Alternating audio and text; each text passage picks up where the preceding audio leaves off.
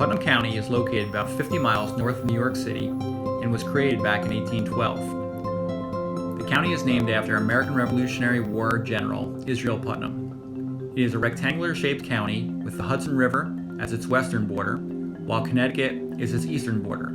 Westchester County is to the south, and Dutchess County is its northern neighbor. Although small in population and size, Putnam County will play an outsized role in the different eras in American history. As we study topics in 7th grade American history, we're fortunate to have so many local examples and places that mirror the larger changes in American history. Putnam County's motto is, "Where the country begins." And this video will inform you about Putnam County's significant contributions to the development of America. Over 1 billion years ago, the Hudson Highlands were a towering mountain range of folded rocks formed from the edge of an ancient sea. Many seasons and great ice sheets wore them down and rounded them to the hills we see today. Putnam County is part of the beautiful Hudson Highlands. The county's landscape was greatly affected by the last ice age, which ended about 18,000 years ago. As it retreated, glacial ice left a blanket of soil over much of the bedrock. The last ice age left countless glacial erratics which litter the county's fields and forests. During the last ice age, New York was covered by a sheet of ice that was over 1 mile thick. The force of this ice created valleys, lakes, rivers, and even managed to round the mountain ranges. As it withdrew, the glacier carved out a large channel in a valley. As the glacier melted, this channel filled with water and formed what we call the Hudson River. In the last 400 years, the Hudson River is the geographic feature that has played the most significant role in the development of the county and the region. The Hudson River Valley has attracted early Native American settlers, explorers, and colonists to settle for economic opportunity. For thousands of years after the last ice age, a gradual warming trend continued. It abounded with fish, turtles, mammals, and waterfowl. The early people that lived along its edges found an abundance of sources of food. Native Americans have lived in this area for more than 10,000 years. They hunted and gathered in the highlands and traveled to the shores of both Long Island Sound and the Hudson River to gather shellfish during the spring runs. Only stone tools and pottery remains to mark the locations of their campsites and villages. Hawk Rock in Kent, New York is known to be an early Native American settlement. No doubt the abundant wild food made the area attractive. Prior to the arrival of the Europeans, the area on the east bank of the Hudson River was inhabited by a band of Native Americans called the Wappingers, sometimes known as the River Indians. They hunted in the forests and swamps and gathered shellfish in the Hudson estuary. In 1609, Henry Hudson was sailing for the Dutch when he sailed up the river that would later bear his name. Hudson was searching for an all-water route to Asia, the elusive Northwest Passage. His journey would have him sail past the county towards Albany, where he'd eventually return to Europe with descriptions of the land.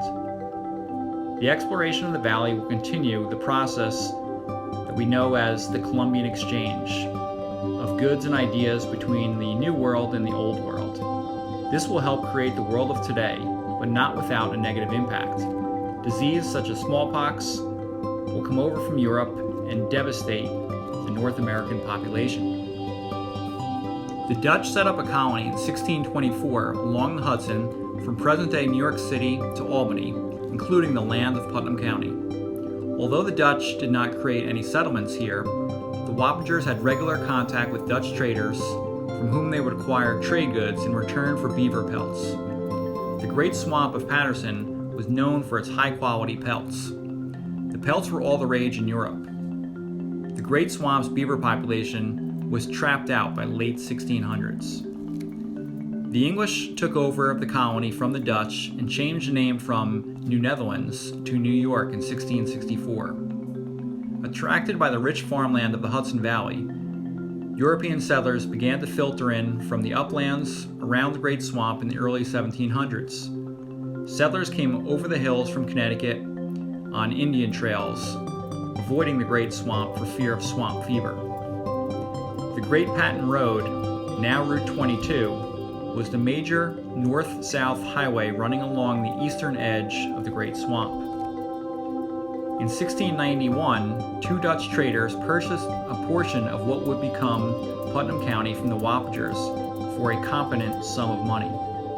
6 years later, the traders sold it to Adolph Phillips, a wealthy merchant, who then obtained a royal patent for land extending all the way from the Hudson River to the Connecticut border, an area that would be known as Phillips' Patent. Adolph Phillips would use the land primarily for his hunting lodge and recreation. In 1737, the Phillips family began leasing farms to immigrants. Slavery was also permitted on the Phillips patent. After Adolph Phillips' death, the patent was divided into 9 lots granted to 3 heirs. During the French and Indian War, many of the Wappingers went to Stockbridge, Massachusetts, and upon their return, they found the land was taken by the Phillips family. Their sachem, Daniel Ninham, brought a lawsuit and argued with considerable justification that they had been defrauded of their lands. Unfortunately, the New York Provincial Council upheld the Phillips claims, and the Wappingers would forever lose their land. As events unfolded after the French and Indian War, colonists were forced to decide to stay loyal to England or join the Patriots who wanted independence. In 1776, colonists declared independence from England in Philadelphia. Colonists in the Hudson Valley were torn. Many wealthy colonists, such as the Phillips family, remained loyal, while families such as the Ludingtons joined the Patriot cause. In the Hudson Valley, the American Revolution was more of a civil war with neighbor fighting neighbor. During the American Revolution, control of the Hudson River and the surrounding Hudson Highlands was critical to both the English and the Patriots. To protect the Hudson, the Patriots constructed an iron chain and placed it on the eastern bank of Putnam County at Constitution Island, to the west at West Point. General Israel Putnam, for whom the county would be named, commanded the defenders of the Hudson Highlands. Colonel Ludington was the leader of the Patriot militia. On April 26, 1777, Sybil Ludington, the 16-year-old daughter of Colonel Ludington, roused the area militia to march to Connecticut, where the British were burning Danbury. The local militia assisted in driving the British back to their ships in the Long Island Sound. The county was also the scene of a fascinating American Revolutionary War event. Benedict Arnold was staying in Putnam County across from West Point fortifications that he intended to place in enemy hands when his treachery was discovered. Arnold took flight and escaped behind the British lines. Also, after losing claim of their land, the sachem Daniel Ninham and the Wappingers supported the Patriot cause. Tragically, though, Daniel Ninham and his son Abraham and about 40 Wappingers were killed at the Battle of Kingsbridge in 1778. After the war, when the lands of the Loyalists and the Phillips were granted to other Patriots, the remaining Wappingers received no reward for their valor. Most of the remaining Wappingers eventually left the area and settled in Wisconsin. Because the Phillipses had been loyalists during the war, most of their lands were confiscated and sold by the Commission of Fortitudes, primarily to those Phillips tenants who had backed the winning side. The flight of the Phillipses created an opportunity for New Englanders and others looking for vacant land. By 1812, the increased population of southern Dutchess County, as well as the inconvenient distance to the county seat in Poughkeepsie, caused the state legislature to create a new county called Putnam, which would have its own board of supervisors, a courthouse, and a jail.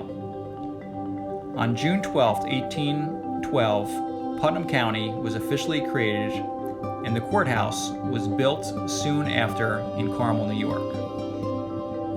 Putnam County's position on the Hudson gave it a good, cheap means of transporting people and goods to New York City and Albany. But the river froze in the winter and of course did not provide for inland travel.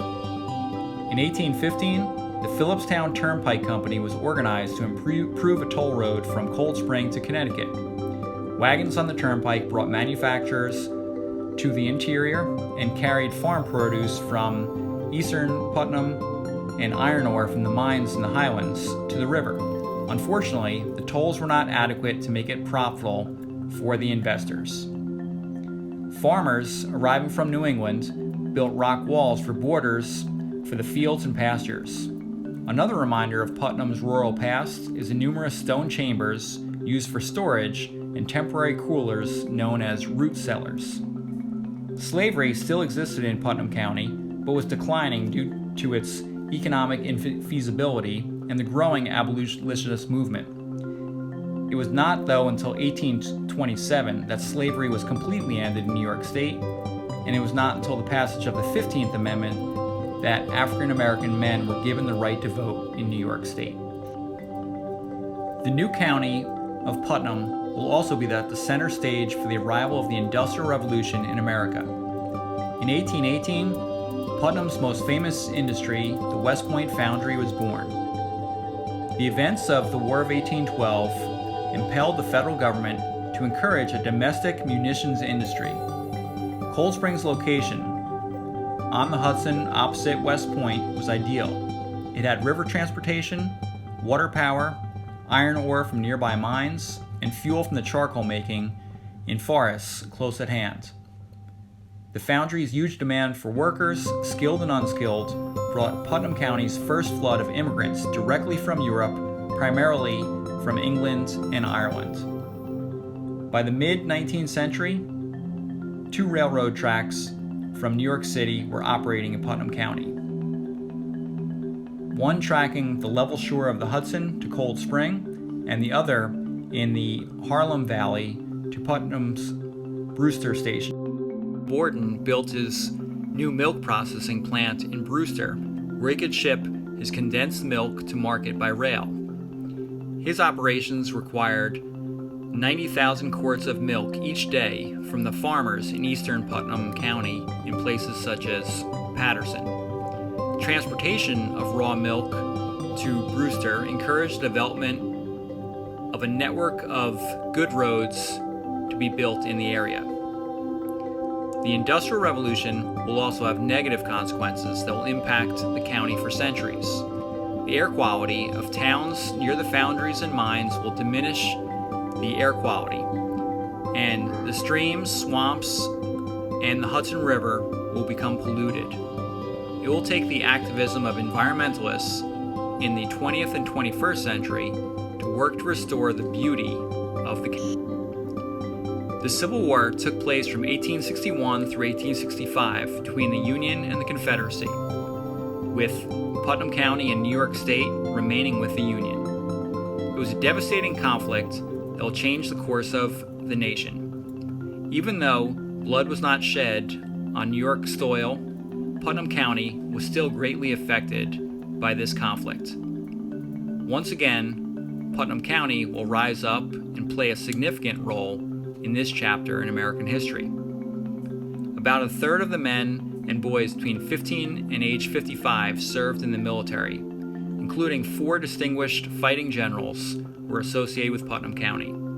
The most famous of the generals was G.K. Warren, who was born in Cold Spring, New York, and was at the Battle of Gettysburg when he recognized the need to send a regiment to defend Little Round Top.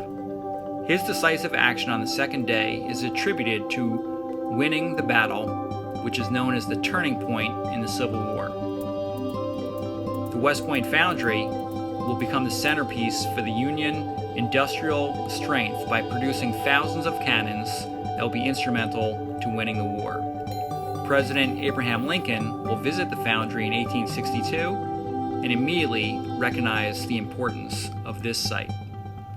1,400 workers produced 2,000 cannons and 3 million shells, including an improved cannon designed by Robert Parrott that will help win the war for the Union.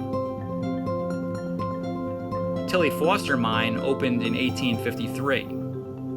By the Civil War, it was the largest open pit mine in the world, employing over 300 workers and producing 7,000 tons of iron ore each month during the Civil War. The condensed milk sold by Borden contributed to feeding the Union troops as well as civilians.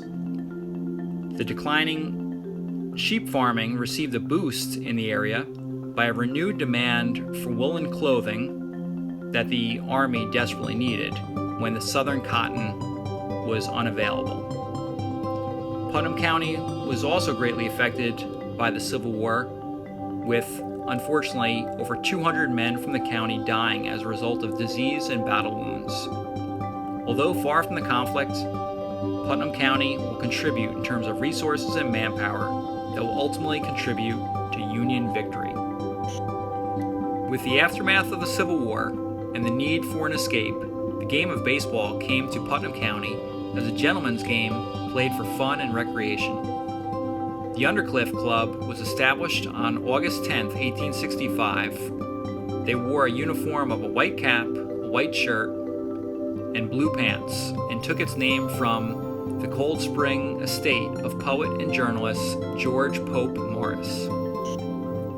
With the end of the Civil War, the county will continue to change rapidly with the times, but I will save the rest for your 8th grade social studies teacher.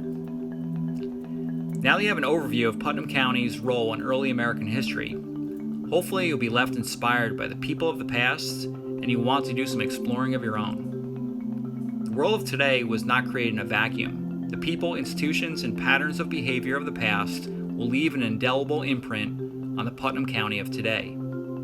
So be sure to check out some of the many blue signs, statues, hikes, and lakes and swamps around the area. Remember, history leaves clues and helps us understand our world of today.